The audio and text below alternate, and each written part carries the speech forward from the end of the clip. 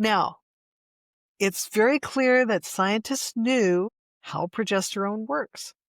So the target for stopping a pregnancy was progesterone.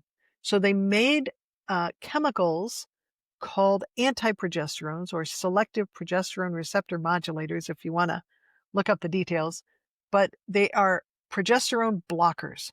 And there's 2 progesterone blockers that are on the market now for different things. One progesterone blocker is RU46, which is the same as Mifepristone, which is the same as Mifeprex. They're all the names for the same drug, RU46. And then there's a second generation RU46 called Ella. Ella, the chemical name is Ulipristal, and Ella is FDA approved as a, quote, emergency contraceptive. Well, Ella is equally potent milligram for milligram with RU46. Yeah. So with Mifepristone. So there are 2 powerful antiprogesterone drugs now available on the market, FDA approved. And the purpose is to block that hormone from allowing a woman's body to let the baby continue to grow. When they block the hormone, baby starves. But even though the baby has starved and died, the Mifepristone, the Mifeprex, the progesterone blocking drug, doesn't cause the uterus very often to squeeze the baby out, even though it's dead. So a second drug is given a couple days later, and that's Cytotec. It's an ulcer drug, but it causes intense uterine contractions. And that Cytotec causes the woman's body to push out the baby. But it may not completely push out the baby in the placenta. And therein lies the problem, a major problem. So if you're early in pregnancy, when it was initially approved, the drug was used only up till 7 weeks of pregnancy.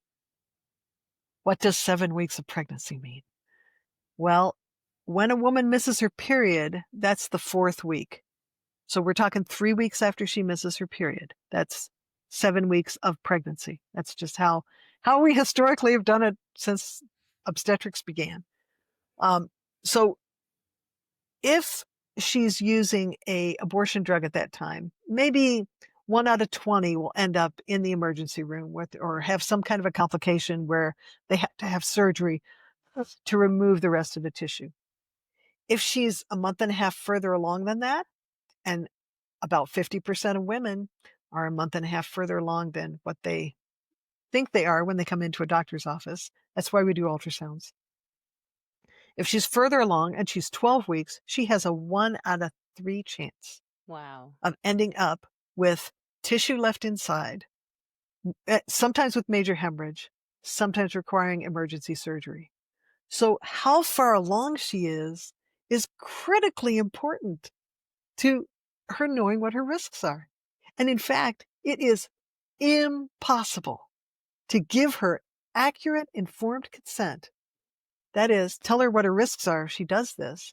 It's impossible to give her accurate, informed consent without an ultrasound to tell her how far along she is. There have been women who went in to, the abortion clinic and were told, oh, you're 6 or 7 weeks along, who have delivered a 22-week baby. Wow. Because nobody did an ultrasound and nobody cared to look. There are women who are ordering this drug online. They have no idea how far along they are.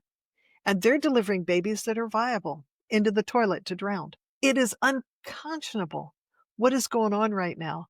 It would be frank, write the check malpractice in any other setting except the abortion industry.